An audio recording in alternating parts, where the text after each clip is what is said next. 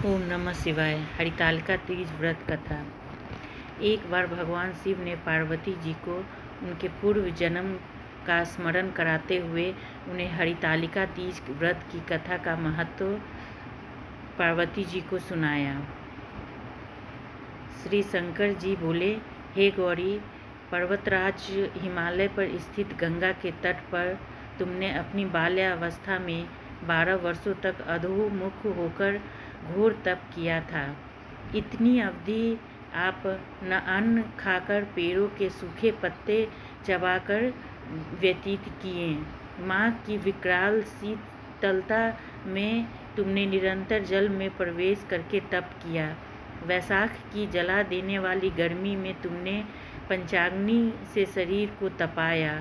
श्रावण की मूसलाधार वर्षा में खुले आसमान के नीचे बिना अन्न जल ग्रहण किए समय व्यतीत किया। तुम्हारे पिता तुम्हारी तपस्या को देखकर बड़े दुखी होते थे। उन्हें बड़ा दुख होता था।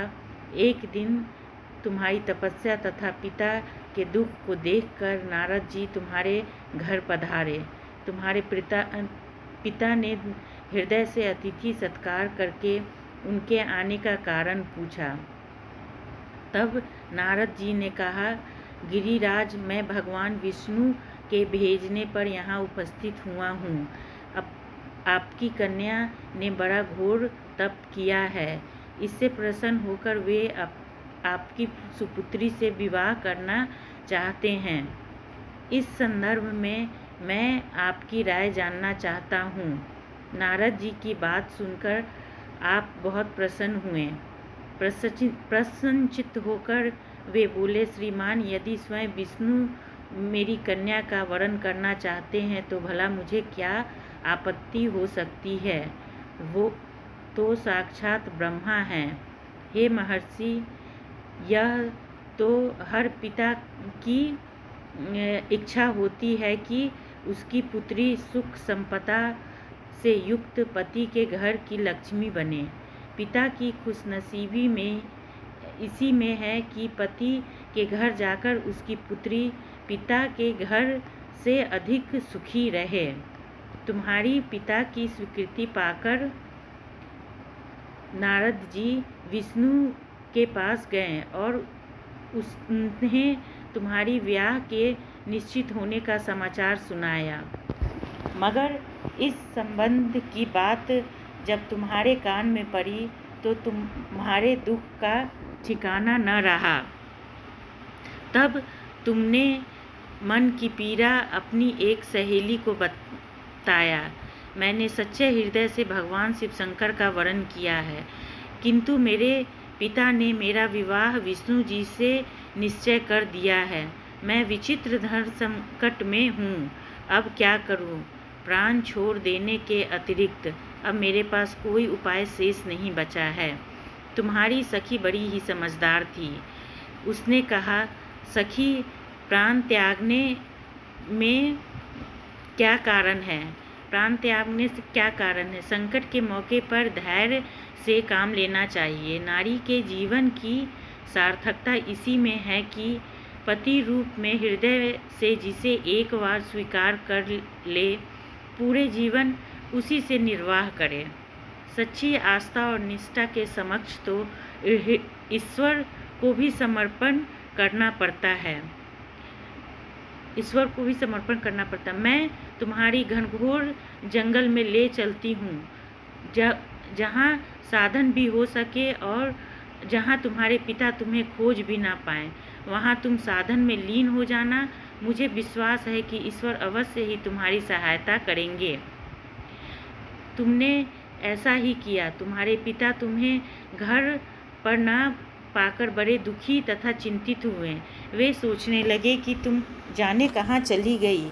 मैंने विष्णु जी से उसका विवाह करने का प्रण कर चुका है। यदि भगवान विष्णु बारात लेकर घर आ जाएं और कन्या घर पर ना हुई तो बड़ा ही अपमान होगा। मैं तो कहीं मुंह दिखाने के लायक नहीं रहूँगा।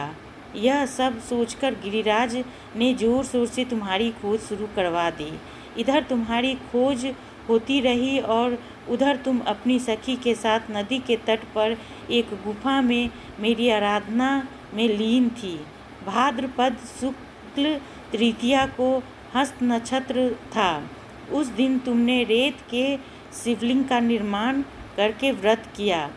रात भर मेरे कीर्तन भजन गीत गाकर मेरी स्तुति करके जागी। तुम्हारी इस कष्ट साध्य तपस्या के प्रभाव से मेरा आसन डोलने लगा, मेरी समाधि टूट गई। मैं तुरंत तुम्हारे समक्ष जा पहुंचा और तुम्हारी तपस्या से प्रसन्न होकर तुमसे वर मांगने के लिए कहा।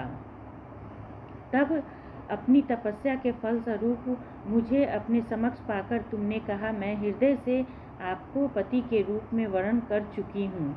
यदि आप सचमुच मेरी तपस्या से प्रसन्न होकर आप यहाँ पधारे हैं तो मुझे अपनी अर्धांगिनी के रूप में स्वीकार कर लीजिए। तब मैं तथास्तु कहकर कैलाश पर्वत पर लौट आया। प्रातः होते ही तुमने पूजा की समस्त सामग्री को नदी में प्रवाहित करके अपनी सहेली सहित व्रत का पारण किया। उसी समय अपने मित्र बंधु व दरबारियों सहित गिरिराज तुम्हें खोजते खोजते वहां आ पहुँचे और तुम्हारी इष्ट कष्ट साध्य तपस्या को देखकर बहुत ही दुखी हुए और इसका उद्देश्य पूछा। उस समय तुम्हारी दशा को देखकर गिरिराज अति दुखी और पीड़ा के कारण अपनी आंखों के आंसू को रोक नहीं पाए।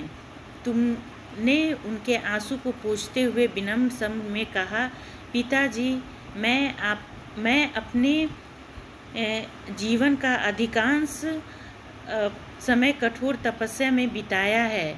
मेरी इस तपस्या का उद्देश्य केवल यही था कि मैं महादेव को पति के रूप में पाना चाहती थी।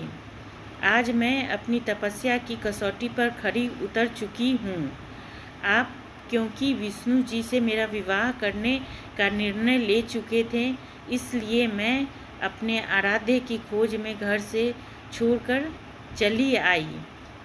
अब मैं आपके साथ इसी शर्त पर आऊँगी कि मेरा विवाह विष्णु जी से न करके महादेव जी से करेंगे। गिरिराज मान गए और तुम्हें घर ले गए।